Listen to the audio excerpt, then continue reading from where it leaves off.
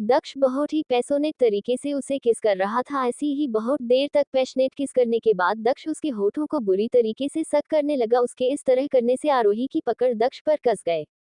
दक्ष अपनी जीभ से आरोही के मुंह खोलने की कोशिश कर रहा था क्योंकि वो आरोही के मुंह का स्वाद लेना चाहता था, जिसके लिए वो जाने कब से तरस रहा था, पर आरोही ने कसकर अपना मुंह बंद कर रखा था, जिससे दक्ष उसका मुंह नहीं खोल पा रहा था।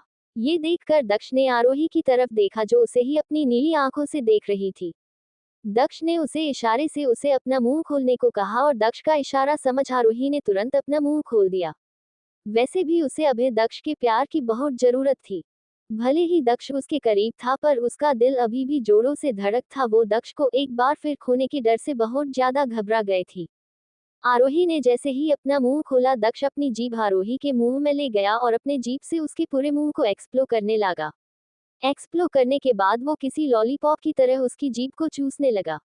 ऐसे ही 20 मिनट से दक्ष लगातार आरोही को किस कर रहा था और उसे देखकर ऐसा लग भी नहीं रहा था कि उसका आरोही को छोड़ने का कोई इरादा है। पर अब आरोही को सांस लेने में प्रॉब्लम होने लगी थी। सांस की कमी होने की वजह से उसका पूरा चेहरा लाल हो गया था। ये देखकर दक्ष ने एक आखिरी स्मोच के साथ आरोही को छोड़ दिया और दक्ष के छोड़ते ही आरोही जोर जोर से सांस लेने लगी। पर दक्ष यही नहीं रुका, उसके होठों को छोड़ते ही दक्ष उसकी गर्दन पर किस करने लगा। पर आज कुछ तो अलग था, क्योंकि आज से पहले जब भी दक्ष उसके करीब आता था तो आरोही घबरा जाती थी और उसकी बॉडी स्टिफ हो जाती थी। ऐसा क्यों होता था आरोही को नहीं पता था, पर आज ऐसा कुछ भी नहीं हुआ था और दक्ष ने भी बात नोटिस कर ली थी और ये सब देखकर वो बहुत खुश था। आरोही ने जब से उन आदमियों के मुंह से अपने बारे में गंदी बातें सुनी थी तो वो घबरा गई थी कि दक्ष के अलावा भी कोई उसे छू सकता है। तब आरोही ने डिसाइड किया था वो अब दक्ष के अपने करीब आने से बिल्कुल भी नहीं घबराएगी और उसे खुद को सौंप देगी, क्योंकि वो दक्ष के अलावा और किसी के बारे में सोच भी नहीं सकती थी। वो आज के बारे में सोचकर आने वाला कल तो नहीं खराब कर सकती थी। वही दूसरी तरफ आर्या बस रोए जा रही थी, जिस वजह से उसकी तबीयत अब खराब होने लगी थी। उसे सांस लेने में भी प्रॉब्लम हो रही थी। वही आर्या को इस तरह देखकर रुद्रम एकदम से घबरा गया और उसे शांत करवाने की कोशिश हुए बोला, आर्या चुप हो जाए वरना तुम्हारी तबीयत खराब हो जाएगा। वही रुद्रम को इस तरह खुद की चिंता करता देखा उसका गुस्सा और बढ़ गया।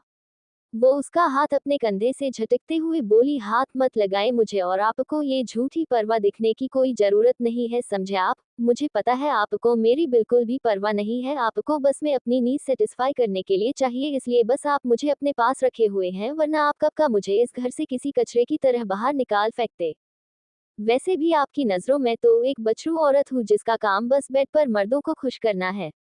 मुझे लगा था कि आप बदल गए हैं, पर मैं ही पागल थी। आप कभी नहीं बदल सकते हैं। आप कल भी वैसे थे और आज भी वैसे ही है। आपकी नज़रों में मेरी कोई वैल्यू नहीं है। अगर ऐसा ना होता तो आप मुझे कभी भी इस तरह बिना किसी वजह रेस्टोरेंट से धक्के मारकर नहीं निकलते। लेकिन अच्छा हुआ आपने ऐसा किया। आपने आज मेरी औकात दिखा दी। सच में आपके सामने मैं कुछ भी नहीं हूँ। मैंने सोच भी कैसे लिया आपको मुझ जैसी लड़की से कभी प्यार हो सकता है। आर्या आज पूरी तरह से टूट गई थी। उसे अपनी कमजोरी पर बहुत दुख हो रहा था। अगर वो पढ़ी लिखी होती तो आज उसे ये सब नहीं देखना पड़ता, पर इसमें उसकी भी क्या गलती थी। उसने अपनी तरह से पूरी कोशिश की थी अपनी पढ़ाई पूरी करने की, पर किस्मत ने उसका साथ नहीं दिया। वैसे तो जब से वो पैदा हुई थी तब से ही उसकी किस्मत खराब थी, पर फिर भी उसने एडजस्ट करना, छोटी छोटी चीजों में अपनी खुशियां ढूंढना सीख लिया था। पर फिर भी चाहे वो अपने आप को कितना भी क्यों ना मजबूत दिखाती हो और ये दिखाती हो कि उसे किसी की भी जरूरत नहीं है, पर दिल ही दिल में वो ये चाहती थी कि कोई हो जो उसे प्यार करे, उसका ख्याल रखे, उसके एक ख्वाहिश को पूरी करे, चाहे वो कितनी भी बचकानी क्यों ना हो। और जब रुद्रम उसकी जिंदगी में आया तो उसे लगा कि शायद अब उसे वो प्यार मिलेगा जिसके लिए वो बच्चन से तरस रही थी, पर रुद्रम ने एक बार फिर उसे गलत साबित कर दिया। उसे लगा था कि रुद्रम बदल गया है, पर नहीं, वो गलत थी। वो कभी नहीं बदल सकता था, कभी नहीं। उसे अभी भी बस खुद से मतलब था और किसी से नहीं। वही आर्या की बात सुनकर पता नहीं क्यों पर रुद्रम को अपने दिल में कुछ चुभता हुआ महसूस हुआ। सच में उसने आर्या के साथ बहुत गलत किया था। उसने आर्या को बहुत दर्द दिया था, पर क्या करे, वो जब भी आर्या को दूसरे आदमी के करीब देखता वो जैसे गुस्से से पागल हो जाता था और फिर उसे कुछ भी दिखाई नहीं देता था। वाइफ, हाँ मैं मानता हूँ कि मैंने तुम्हें बहुत दुख दिए हैं। तुम्हें इतने सालों तक उस बात की सजा दी जो तुमने कभी की ही नहीं, पर इसमें मेरी भी क्या गलती है? तुम्हें तो पता है ना, मुझे लड़कियों का करीब आना और छूना बिल्कुल भी पसंद नहीं है, और जब उस रात मैंने तुम्हें उस हालात में अपने इतने करीब देखा तो मैं गुस्से से पागल हो गया। मैं चाहता तो उसी समय तुम्हें जान से मार सकता था, पर मैंने ऐसा नहीं किया और इसका रीजन मुझे खुद नहीं पता, पर मैं इस बात को इतने आसानी से जाने भी नहीं दे सकता था, क्योंकि वो पहली बार था जब किसी ने मेरी मर्जी के खिलाफ मुझे हाथ लगाया, सिर्फ हाथ ही नहीं बल्कि मेरे साथ रात बिताई थी, इसलिए बिना सोचे समझे मैंने सारी चीज का गुनहगार तुम्हें मान लिया और तुम्हें इतने सालों तक टॉर्चर किया। मुझे पता है इन सब में मेरी गलती है, मुझे एक बार ये जानने की कोशिश करनी चाहिए थी कि इसमें तुम्हारी गलती है भी कि नहीं, और जब मुझे पता चला कि इसमें तुम्हारी कोई गलती नहीं है तो मैंने तुम्हें आज़ाद कर दिया, पर फिर आज मैंने तुम्हें अमित से इस तरह बात करते हुए देखा तो मुझे बिल्कुल भी अच्छा नहीं लगा। तुम मेरी बीवी हो, तुम किसी और आदमी के साथ हंस के बात कैसे कर सकती हो? ये बोलते समय रुद्रम की आंखें में आरोही के लिए पोसेसिवनेस साफ नजर आ रही थी। मैं जानता हूँ वाइफी, अनजाने में ही सही, पर मैंने तुम्हें चोट पहुंचाई है, क्या तुम मुझे इस बात के लिए माफ कर सकती हो? तुम चाहो तो मुझे कोई सजा भी दे सकती हो, पर कुछ नहीं बोलूंगा, पर आज के बाद ऐसी बात मत करना। इतना बोलकर रुद्रम ने कस और आर्या को गले लगा लिया। उसकी पकड़ आर्या पर बहुत मजबूत थी, जैसे उसे डर हो कि उसकी पकड़ ढीली होते ही आर्या कहीं गायब हो जाएगी। आज आर्या के सामने वो रुद्रम नहीं था जिसे अपने सामने कोई नजर नहीं आता था, वो कोई अलग ही इंसान लग रहा था। रुद्रम को इस तरह देखकर आर्या को गुस्सा शांत हो चुका था, उसके आंसू भी सूख चुके थे। आर्या ने भी फिर रुद्रम को गले लगा लिया था, चाहे रुद्रम कैसा भी क्यों न था, पर वो उसका पति था और वो उससे बहुत प्यार करती थी। आर्या सिसकते हुए बोली, ठीक है, मैं आपको माफ कर दूंगी, पर एक शर्त पर। कैसी शर्त वाइफी, बोलो? रुद्रम आर्या को वैसे ही गले लगे हुए बोला। आप आइंदा से मुझ पर गुस्सा नहीं करोगे और मुझे हमेशा अच्छे से ट्रीट करोगे। मैंने लाइफ में बहुत लोगों से उम्मीद लगाई थी और उन लोगों ने मुझसे वो उम्मीद छीन ली, और मैं नहीं चाहती कि अगर मैं आप पर दोबारा भरोसा करो और आप उसे तोड़ दो। आर्या अपना मुंह रुद्रम के सीने पे छुपाते हुए बोली। ठीक है वाइफी, आज मैं तुमसे वादा करता हूँ कि मैं तुम पर कभी भी गुस्सा नहीं करूंगा और ना ही तुम्हारा भरोसा तोड़ूंगा। रुद्रम प्यार से आर्या के सिर को सहलाते हुए बोला। आर्या अपना चेहरा रुद्रम के सीने में रगड़ते हुए बोली। थोड़ी देर तक दोनों एक दूसरे को गले लगाए रहे, फिर रुद्रम ने आर्या का चेहरे को ऊपर उठाया और अपनी प्यारी बीवी को बड़े ही प्यार से देखने लगा। आर्या रुद्रम के ऐसे देखने से शर्मा गए और वो अपना चेहरा दूसरी तरफ घुमाते हुए बोली। क्या क्या देख रहे हो आप? वाइफी, देखने दो ना, इतने दिनों बाद तो तुम्हारा चेहरा मुझे देखने को नसीब हुआ है और तुम चाहती हो मैं इसे भी ना देखूं। रुद्रम आर्या के चेहरा अपनी तरफ घुमाते हुए बोला और आर्या को फिर से बड़े ही गौर और प्यार से देखने लग। आर्या ज्यादा देर रुद्रम की नजर की तपिश को बर्दाश्त नहीं कर पाए और शर्म से उसकी पलकें नीचे की ओर झुक गई। कुछ देर पहले जहां आर्या के चेहरे पर गुस्से की लाली थी, अब वहीं पर हया की लाली छाई हुई थी। आर्या के गाल, नाक, कान सब लाल टमाटर की तरह लाल हो गए थे। रुद्रम आर्या को इस तरह शर्माता देख खुद को मुस्कुराने से रोक नहीं पाया। रुद्रम आर्या के चेहरे को अपना दोनों हाथों में लिए उसे देख रहा था और आर्या की पलकें नीचे की ओर झुकी हुई थी। रुद्रम अपनी कर्कश आवाज में आर्या से बोला, वाइफी मुझे देखो, पर आर्या ने अपनी नजरें नहीं उठाए। बेचारी शर्म से गड़ी जा रही थी। रुद्रम के इस तरह देखने से पता नहीं क्यों पर उसकी दिल की धड़कन बहुत तेज हो गई थी। उसका दिल बहुत ही जोरों से धड़क रहा था, इस वजह से आर्या को घबराहट भी हो रही थी। रुद्रम ने जब देखा कि आर्या उसकी बात नहीं सुन रही है तो वो दोबारा बोला, वाइफी तुम्हें पता है ना, मुझे बिल्कुल पसंद नहीं है कि कोई मुझे इग्नोर करे, खासकर तुम। जब तुम ऐसा करती हो तो मैं गुस्से से पागल हो जाता हूँ। रुद्रम की बात सुन आर्या की पलकें अचानक ही ऊपर की ओर उठ गई और आर्या की काली आंखें रुद्रम की गहरी काली आंखों से जा मिली, और ऐसा होते ही आर्या रुद्रम की गहरी आंखों में कहीं खो गई। शायद ये रुद्रम की माधोश कर देने वाली आंखों का ही असर था कि आर्या ना चाहते हुए भी रुद्रम की झील सी गहरी काली आंखों में डूबती जा रही थी। वही रुद्रम की नजर आर्या के आंखें से हट उसकी होठों पर जाकर रुकी। गुलाब जैसे नर्म होठों को देखकर रुद्रम को अपना गला सूखता हुआ महसूस हुआ। ना जाने कितने ही दिन उसने इन होठों का स्वाद नहीं चखा था। आर्या से दूर रहने की तड़प रुद्रम की आंखों में साफ नजर आ रही थी। अब सिर्फ आंखें ही नहीं, उसकी बॉडी भी उस तड़प को जाहिर कर रही थी। उसे ये बता रही थी कि वो कितना तड़पा है आर्या के इन होठों के लिए, उसके मखमल से भी मुलायम स्किन के लिए। रुद्रम से जब और बर्दाश्त नहीं हुआ तो वो आर्या के होठों के करीब गया और अपने सख्त होठ आर्या के मुलायम होठों पर रख दिए और उसे प्यार से चूमने लगा। रुद्रम के इस तरह किस करने से आर्या अपने होश में आए। रुद्रम को इस तरह खुद को किस करता देख आर्या के हाथ अपने आप ही रुद्रम के बालों पर चले गए और वो उसे सहलाने लगी और साथ ही साथ वो किस में उसका साथ भी दे रही थी। वही रुद्रम ने जब आर्या को वापस किस करते हुए देखा तो वो जैसे खुशी से पागल हो गया, क्योंकि ये पहली बार था कि जब आर्या किस में उसका साथ दे रही थी, क्योंकि हर बार रुद्रम ही होता था जो उसे किस करता था। रुद्रम ने आर्या को उसकी कमर से पकड़ अपने और करीब किया और उसे वाइल्ड और पेशेंटली किस करने लगा। धीरे धीरे दोनों एक दूसरे में खो गए। लगभग 15 मिनट की लॉन्ग पेशेंट किस के बाद रुद्रम ने आर्या को छोड़ दिया, क्योंकि उसे सांस लेने में प्रॉब्लम हो रही थी। अब आगे क्या होगा रुद्रम और आर्या की जिंदगी में, जानने के लिए पढ़ते रहिए मेरी ये novel reborn of devil little wife, सिर्फ और सिर्फ पॉकेट एफएम पर। आज के लिए इतना ही। आगे जानने के लिए नेक्स्ट एपिसोड पढ़िए and please like comment and share जरूर कीजिए। एंड प्लीज आप लोग आपने रिव्यू जरूर दीजिएगा कि आपको मेरी ये स्टोरी कैसे लगी। Please please. वही आर्या की बात सुनकर पता नहीं क्यों पर रुद्रम को अपने दिल में कुछ चुभता हुआ महसूस हुआ। सच में उसने आर्या के साथ बहुत गलत किया था। उसने आर्या को बहुत दर्द दिया था, पर क्या करे, वो जब भी आर्या को दूसरे आदमी के करीब देखता वो जैसे गुस्से से पागल हो जाता था और फिर उसे कुछ भी दिखाई नहीं देता था। वाइफी, हाँ मैं मानता हूँ कि मैंने तुम्हें बहुत दुख दिए हैं। तुम्हें इतने सालों तक उस बात की सजा दी जो तुमने कभी की ही नहीं, पर इसमें मेरी भी क्या गलती है? तुम्हें तो पता है ना, मुझे लड़कियों का करीब आना और छूना बिल्कुल भी पसंद नहीं है, और जब उस रात मैंने तुम्हें उस हालात में अपने इतने करीब देखा तो मैं गुस्से से पागल हो गया। मैं चाहता तो उसी समय तुम्हें जान से मार सकता था, पर मैंने ऐसा नहीं किया और इसका रीजन मुझे खुद नहीं पता, पर मैं इस बात को इतने आसानी से जाने भी नहीं दे सकता था, क्योंकि वो पहली बार था जब किसी ने मेरी मर्जी के खिलाफ मुझे हाथ लगाया। सिर्फ हाथ ही नहीं बल्कि मेरे साथ रात बिताई थी, इसलिए बिना सोचे समझे मैंने सारी चीज का गुनहगार तुम्हें मान लिया और तुम्हें इतने सालों तक टॉर्चर किया।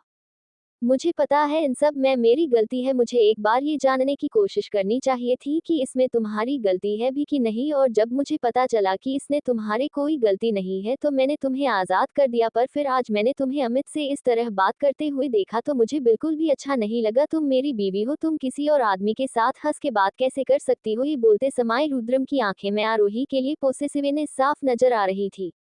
मैं जानता हूँ वाइफी, अनजाने में ही सही, पर मैंने तुम्हें चोट पहुंचाई है। क्या तुम मुझे इस बात के लिए माफ कर सकती हो?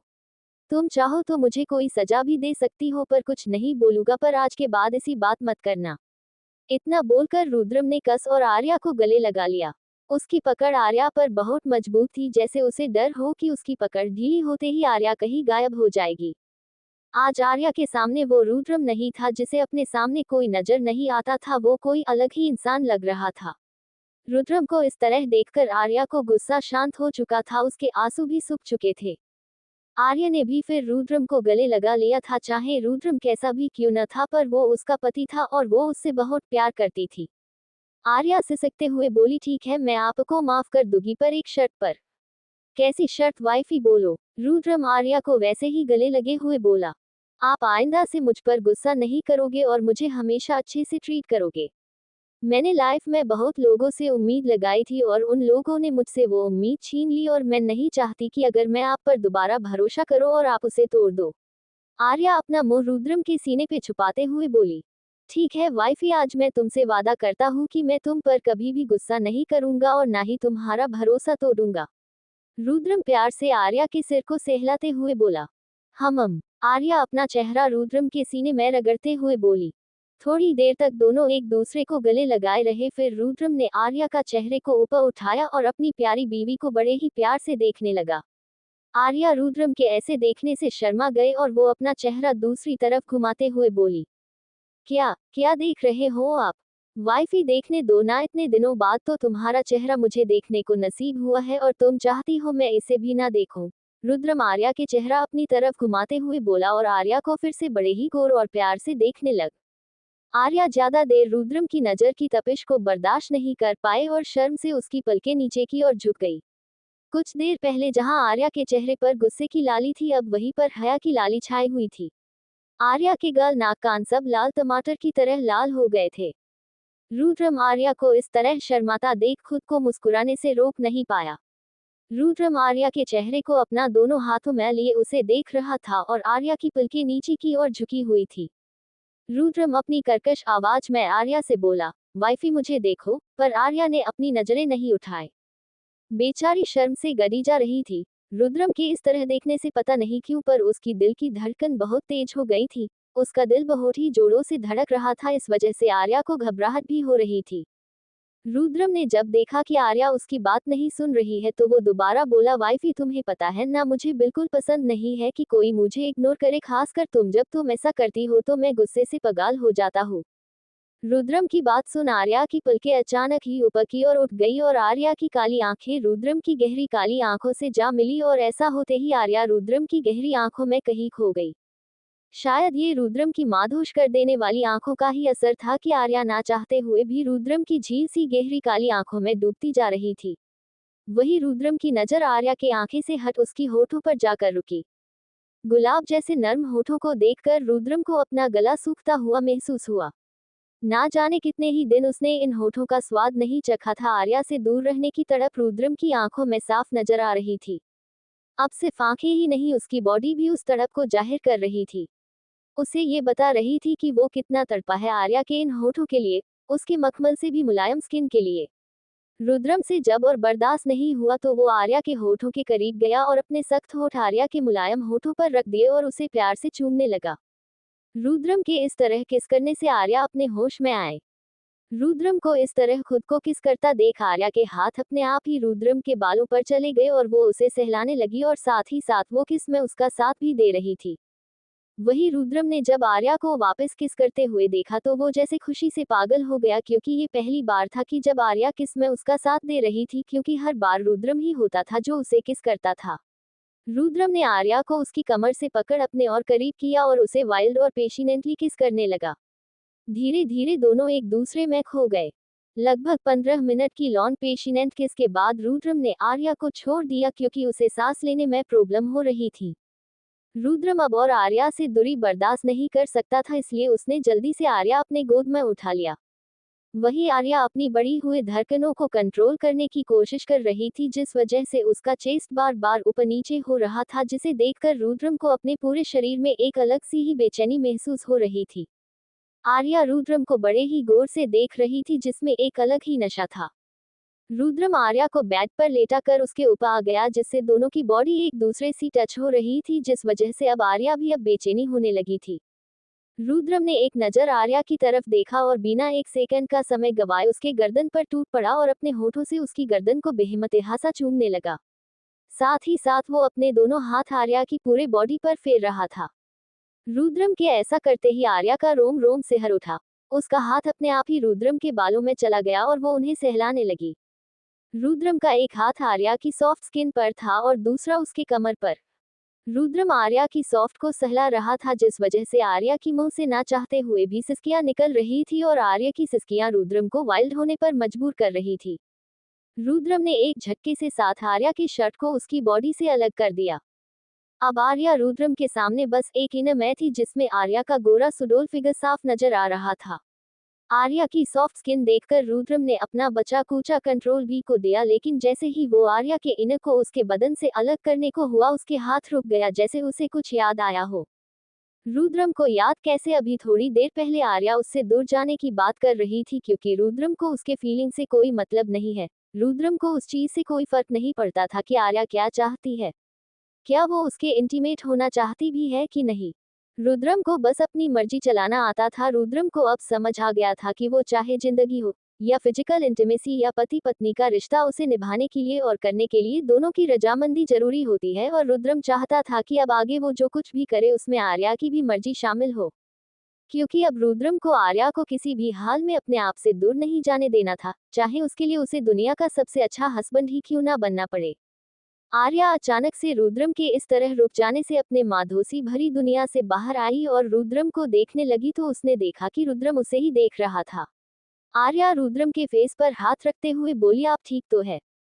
आर्या का स्पर्श पाकर और उसकी आवाज सुनकर रुद्रम अपने होश में वापस आया और आर्या की तरफ देखते हुए बोला, हाँ हाँ मैं ठीक हूँ।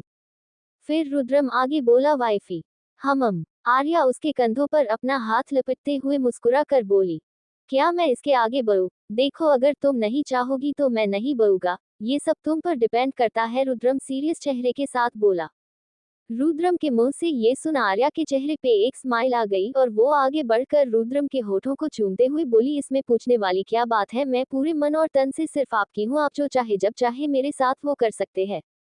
बस आर्या का इतना कहना था कि रुद्रम आर्या के होठों पर टूट पड़ा और उसे चूमने लगा। आर्या भी रुद्रम का किस में पूरा साथ दे रही थी।